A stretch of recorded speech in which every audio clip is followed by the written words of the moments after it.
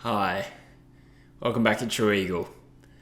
I've had to review some stinker games in my time over the last 2 years. That's when I've been reviewing West Coast games for the most part. The last 2 years, we've sat through some terrible ones. This might be the least keen I've ever been to turn on the camera and review a game.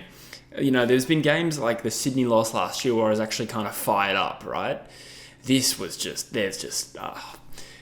there's just no content in this game. It was diabolical. And I thank everyone who joined me on the stream today on the True Footy YouTube channel. It was somber. It was bleak. That is right up there with the Hawthorn loss and arguably worse for a number of reasons. I think firstly you consider the depleted opposition, the fact that we had a little momentum going into this game, and the fact that it was a farewell game as well for Andrew Gaff. They didn't show it at the time, but I watched on the coverage. They cut straight to the bounce or whatever. Jason Dunstall, great. So I immediately shut my laptop, but I just watched Andrew Gaff get shared off, and my God, it was awkward. It was just awkward. I don't know if I'm projecting, but it just was embarrassing that we put up that performance in a game like that. And, it reminds me of Hearn's 300th, which is a game that I had banished from my memory, and I recently remembered it actually happened back in 2021. The players should be a bit ashamed for what happened today, I think. I don't normally go too hard on these post-game reviews, but that was diabolical. It really was. I mean, reviewing the flow of the game, it actually started okay. For a few minutes there, Carlton looked threatening, and I was thinking, well, this is kind of typical of how we start games. Whether we play well or not, we do tend to start slowly anyway. And then after that, it got a little bit better, which seems like a distant memory now, but we kicked the first 2 goals through Waterman. And, I can't remember exactly when it was. Let's just call it the first quarter. I remember they said the pressure rating for West Coast was about 198, which is just below elite, but it was well above what Carlton's was. And we were playing okay. And it was dewy, wet, whatever. And the conditions were tough, but we did look threatening for a little brief patch there. Carlton hits the front on quarter time. And I think by the end of the first quarter, I remember thinking, well, Carlton deserved to be in front. So it mustn't have been a full quarter that we played okay for. And then after that, what ensued was the most limp-wristed effort at trying to win a football game that we've seen this year. Like I said, it probably shades the Hawthorn loss.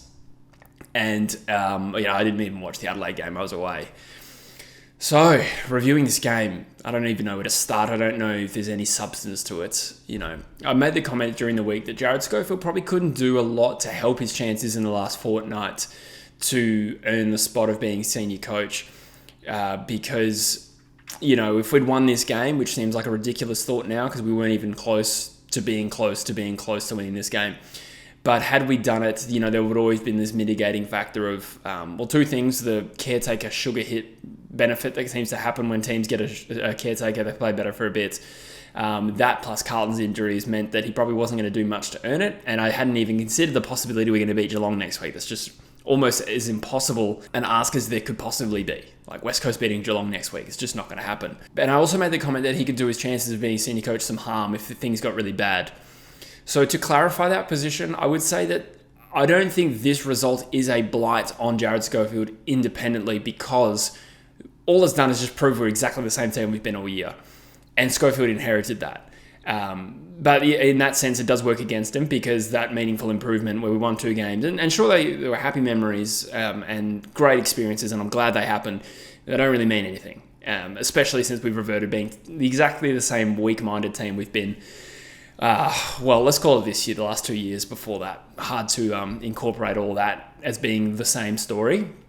Although it was probably also true at the end of 21, so maybe that's true too. So, yeah, I thought we were very disappointing because, look, I think I could have accepted a loss today because, to give this some balance. I'm fairly pissed off right now, but to give it some balance, I do think Carlton played well today. They did. And, one of the things I was a little bit concerned about was their midfield, where they weren't actually super injury depleted. And their midfield was so much better than ours and is still star-studded. Patrick Cripps was unreal, probably got 3 votes today. It was so much better than ours that it didn't matter that they didn't have Curnow or Mackay.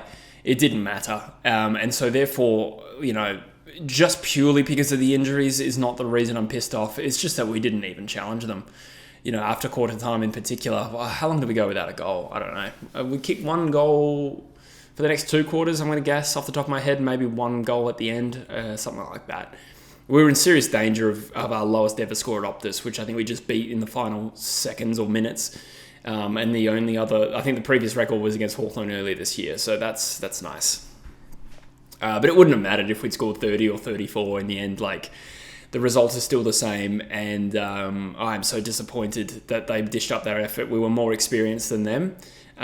Sure, we're top heavy. So Carlton. Carlton had a lot of experienced senior players who did all the heavy lifting, really, and their midfield butchered ours. And they had a number of players that had played less than 10 games, and at least 2 debutants, I think, with Lord and Moyer. But their senior players lifted to get them into the game in the same way that sort of happened for us against Gold Coast. There were times where we looked threatening. It just felt like, in addition to not really trying that hard after quarter time, in my opinion, in addition to that, every time we seemed to have a loose ball, we'd have 3 Eagles running together. You could just guarantee that the ball was going to be fumbled or dropped. Or I do think the umpiring seemed to go against us a lot today. There were a number that I thought were bad calls. I watched the replay. Okay, it's not a bad call, but it felt like they were very red hot on little things we were doing and not so red hot on Carlton, and little bits like that did hurt our momentum. And I'm really just talking about, maybe kicking a couple of extra goals in this game. That's all that really cost us, obviously. We got slapped. But it was just little things like that. Every time we'd get a little bit of a run on, bit of momentum, free kick Carlton, or someone would fall over. And I think if there was a single play to demonstrate the mental fragility of this team today, specifically, was Alex Witherden. And I'm so sorry. I do try not to rag on players and get too emotional in these things. And I do realise Witherden's name comes up a lot. So forgive me, Alex, if you're watching this. I know you're a huge fan. But, this was a moment on the wing where he was about 15 metres in the clear. It would have been the easiest uncontested mark of the day. About 15 metres out from the boundary, and he's the only player there in the marking contest, and he punches the ball out of bounds. It was the stupidest thing I've seen any Eagle do this year, and there's a long list. And that just speaks to the confidence, or lack thereof, of this team, the fragility. And even when we had moments where we won the ball in the contest, like I said, somebody would slip over or handball with the wrong hands, and it would just go to the feet of the player. And Carlton played with an intensity and a spirit today that was of a team that had something to play for. And I think we still had something to play for today. I think you get a taste of a couple of wins. I really hope the boys would get a taste for that and continue to try and win games, but it didn't really feel like they were super interested today. And I am very disappointed by that. It is embarrassing. It was an embarrassing performance today. And I know that there was probably a lot of eyeballs on this game because of the context of the season and when, Carlton trying to slip into the 8. I know that there is a silver lining here for many of you that we probably made Fremantle's chances harder to make the 8. The sad reality is they still are a decent chance to make the finals if they win next week and one of the 3 teams ahead of them lose. So there is a very real possibility that doesn't actually make it harder for Fremantle. In any case, I do kind of think it's a loser mentality for us to be worried about that. If we got belted by 10 goals in a shameful performance, I'm not too fazed about what's happening at Fremantle. Other than, obviously, I've got a few pre-canned jokes for Druzy if they do miss finals. Hopefully that happens just so I can make those jokes. But ultimately, it doesn't change the fact that we suck. We suck hard, man. And that was very hard to sit through. Man. Things can happen in football. Wow, I am tired. Things can happen in football. Things can change quickly in football. Wow, jeez. I am tired. I didn't sleep very well last night. Things can change quickly in football, and I know that I shouldn't read too much into this, but it's hard not to watch a game like that and not feel listless about where this team is going. Yeah. It'll be okay. It'll be okay.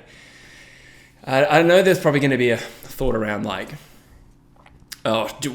would we trade Barris right now when we're as bad as we are? I just think that, as good as Barris is in 3 or 4 years, he's probably not going to be around, or if he is, he's going to be right on his last legs by the time we've had a chance to completely re-image this team. This team needs a huge injection of talent. And whether that's all through the draft, I'm not sure. I have concerns and reservations about just going full pelt at the draft only. I think we need to build our list through a comprehensive, well-rounded view, and that will, we'll talk about that in future videos, and we have talked about it a fair bit. But right now, it does feel like the light at the end of the tunnel is so far away. It is so far away. It doesn't mean we're right. At the end of 2010, things were diabolical as well, and we looked hopeless and horrendous, and we lost at home to the Brisbane Lions to secure bottom spot, and it all seemed very bleak. There's a very similar feeling now. And things change quickly once, so maybe they'll change again. I don't know. We're just looking for improvement at this point. And it's very flat performance, and very disappointing. And I don't have any more really to say about that game. I mean, if we had to pick out a couple of silver linings, I don't think I'd give any Eagles credit for playing well today, to be honest. I think Harley tried really hard, and I think given the fact that he's 19, I'd give him respect for that. I do think he set a standard for, contested stuff. Ball use was shocking. The conditions were terrible. Well, actually, let me take that back. The conditions were below par. They weren't that bad. And the skill execution from West Coast in particular was terrible. So they were a little bit off the conditions and made it slippery, and we were fumbly as a result. We didn't handle that well. But it was just every facet of the game you can think of, we were poor in today. Uncontested footy, defending transition, winning the ball in dispute, contested ball was way off today. I think the clearance numbers worked out all right. Harley had 7 and 24 disposals, 3 shots a goal. He missed them all. I would probably give him credit for setting a bit of a standard, because I think Yo had 28. I barely noticed Yo, to be honest. Maybe that's just me. I don't think my analysis hat was really on today. I was more just marveling at how shit we were. So, that's good stuff, isn't it? That's good stuff. One game to go. So the usual programming will continue this week. There'll probably be more trade stuff to cover throughout the week as well. So you'll see me throughout the week. I did say that I won't stream the Cats game, and I won't actually be here for it, but I got a message. I don't know if that's still happening, so I'll let you know. But either way, it would only be for the weekend. I'd be away and then I'm back. So I know that my feelings right now are echoed. I had a brief look at social media and how negative the vibe is right now. And understandably, the players deserve a good whack for that. I think that was really embarrassing. And, far be it for me to say things like, you're not going hard enough at the ball, or you're not trying hard, you don't care enough. Like, I feel awkward saying that, but at the same time, like, that was a painful watch. And that might be all I have to say right now.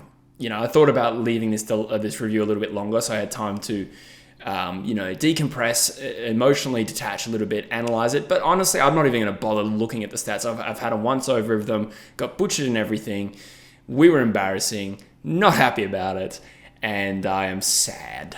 And now I have to go do a football come down review of the entire weekend of footy. Thankfully, the finals race is very exciting this year.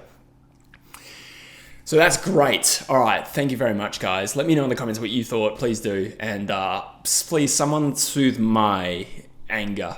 I feel like I've been doing that a bit the other way this year. And this week, I've just hit a point where I was like, I could have turned that off. I could have willingly turned that off with 15 minutes to go, but I didn't. And I'll see you in the next one, guys. Cheers. Up the Eagles, I guess.